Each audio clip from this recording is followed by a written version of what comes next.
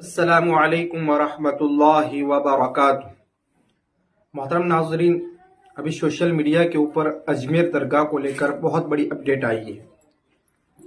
دوستو، جس نے خواجہ معین الدین چشتی رحمۃ اللہ علیہ سے پنگا لیا وہ ہمیشہ چکنا چور ہوا ہے۔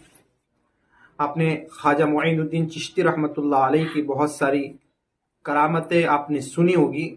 خواجہ معین الدین چشتی رحمۃ اللہ علیہ ایک بہت بڑے اللہ کے ولی اور ایک بہت بڑے بزرگ، اور اللہ رب العزت نے ان کے ہاتھوں پر بہت ساری کرامتیں ظاہر کی تھی۔ بہت ساری کرامتیں آپ نے دیکھی ہوگی، سنی ہوگی، دیکھی نہیں سنی ہوگی آپ نے، اور ان کے کتابوں میں آپ نے پڑھا ہوگا۔ آج اسی ایک کرامت کو لے کر سلمان اظہری صاحب نے ایک کرامت بیان کی ہے خواجہ صاحب کی، خواجہ معین الدین چشتی رحمۃ اللہ علیہ کی۔ وہ ہر ایک مسلمان کو سننا چاہیے۔ اللہ رب العزت سے یقین ہے، امید ہے کہ جن لوگوں نے درگاہ کے اوپر خواجہ معین الدین چشتی رحمۃ اللہ علیہ کی درگاہ کے اوپر بری نظر رکھی ہے، اللہ رب العزت وہاں سے کوئی کرامت ظاہر کر سکتا ہے۔ اللہ کے لیے کوئی مشکل نہیں ہے، اللہ ہر چیز پر قادر ہے۔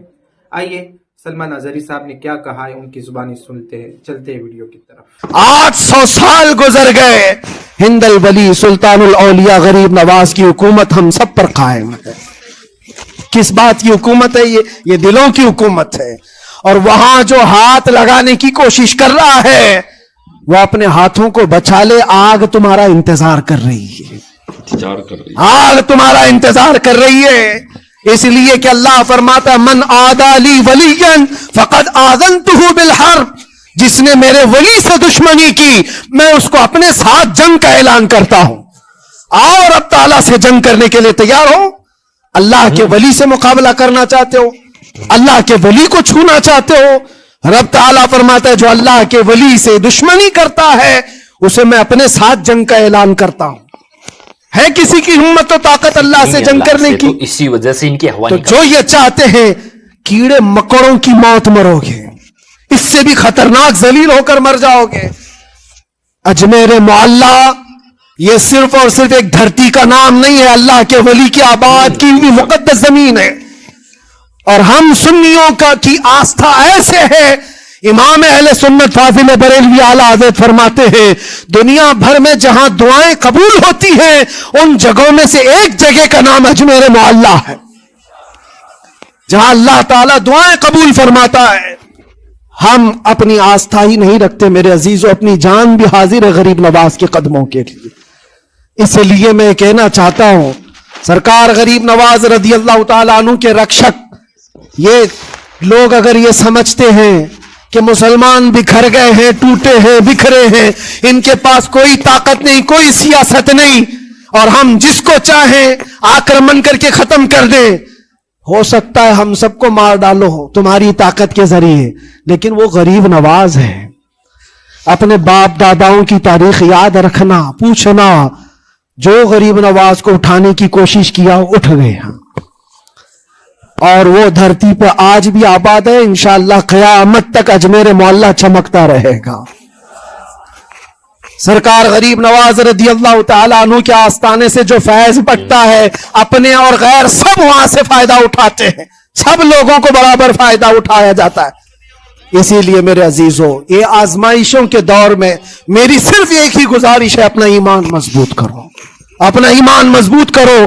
جیسی بھی مصیبتیں آئیں، طاقتیں آئیں، تمہارا سجدے سے سر دور نہ ہونے پائے، اللہ سے غفلت ہونے نہ پائے، تمہارے ذکر و اذکار میں کمی ہونے نہ پائے، مسجدوں سے دور بھاگنے کی کوشش نہ کرو، واپس آ جاؤ، اللہ کی رحمت قریب ہے۔ قرآن میں اللہ فرماتا ہے الا ان نصر اللہ قریب، آگاہ ہو جاؤ بے شک اللہ کی مدد بہت قریب ہے۔ اللہ تعالیٰ قرآن میں فرماتا ہے تلک الایام نداولها بین الناس، یہ دن ہے جو ہم لوگوں کے درمیان پلٹتے رہتے ہیں، کبھی تم بادشاہ بنو گے، کبھی فقیر بن جاؤ گے، اور آج جو تخت پر ہیں ہو سکتا ہے وہ کل ڈگر ڈگر گھوم رہے ہوں۔ بالکل، آج جن کو طاقت کا نشہ ہے ہو سکتا ہے وہ بھیک مانگنے پر بھی مجبور ہو جائے۔ لیکن ایک بات یاد رکھنا، نروس پن اپنے دل میں آنے نہ پائے، ان حالات سے دیکھ کر کے گھبرا نہ جانا۔ ایمان تمہارا سچا ہے، اللہ کل بھی تمہارے ساتھ، آج بھی تمہارے ساتھ۔ بس تمہاری عبادت میں فرق آنے نہ پائے, تمہارے سجدوں میں کمی ہونے نہ پائے, تمہارے ایمان میں تزلزل آنے نہ پائے. اللہ ایک ہے تو ایک ہے, اللہ سچا ہے تو سچا ہے.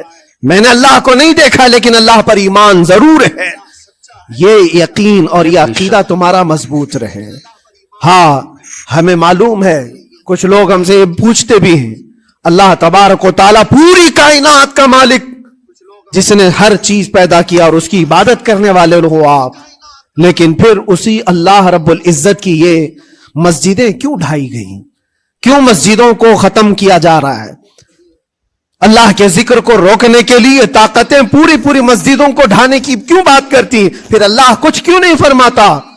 میرے عزیزو, یہ کائنات ہے جس کو اللہ نے اسباب پر بنا کر بھیجا ہے اور تمہیں عمل کے لیے بھیجا گیا ہے. تمہارا عمل دیکھنا ہے, تم کتنے پابند ہو, تم کتنے اپنی حفاظت کرتے ہو, تمہارے ایمان کی, تمہاری عبادتوں کی, تمہاری مسجدوں کی. تم مسجدیں خالی کر کے گھوم رہے ہو, فجر کی نماز میں اپنے گھروں پر سوئے ہو اور پھر اللہ کے گھروں کی حفاظت کی بات کر رہے ہو کہ مسجدیں ڈھائی جا رہی ہیں, مسجدوں پر آکرمن ہوتا ہے. یہ ساری باتیں کیوں؟ تم جب ان صفوں کو خالی کر دو گے, یہ مسجدیں چیخ چیخ کر پکارتی ہیں اللہ کی بارگاہ میں. پل بھر میں بنا لی, شب بھر میں بنا لی مسجد تو ایمان کی حرارت والوں نے. من اپنا پرانا پاپی تھا, بچپن سے نمازی بننا. دوستو, آپ نے سنا سلمان اظہری صاحب کو بہت شاندار آواز کے اندر بیان کر رہے تھے. دوستو, اصل غلطی اپنی ہے کہ ہم نے مسجدوں کو ویران کر دیا, آباد نہیں کیا, ہے نا. وہ ہے نا, پہلے کچی تھی مسجدیں تو پکے تھے نمازی, اور اب پکی ہے مسجدیں تو کچے ہیں نمازی. ایسا معاملہ ہو چکا ہے, اس لیے یہ حال ہو رہا ہے اپنے اعمال کی وجہ سے. اس لیے سب سے اپیل ہے کہ نمازوں کی پابندی کریں, مساجد کو آباد کریں. ہم مساجد کو آباد کریں گے, اللہ ہمارے گھر کو آباد کریں گے. اگر مساجد کو ویران کریں گے تو اللہ ہمارے گھر کو ویران کریں گے. اس لیے مساجد کو آباد کریں. اس ویڈیو کے تعلق سے آپ کی کیا رائے ہیں, آپ کمنٹ باکس میں ضرور لکھیں. ویڈیو کو زیادہ سے زیادہ شیئر کریں, لائک کریں, سبسکرائب کرنا تو نہ بھولیں. چلتے ہیں, ملتے ہیں نیکسٹ ویڈیو میں. السلام علیکم ورحمۃ اللہ وبرکاتہ.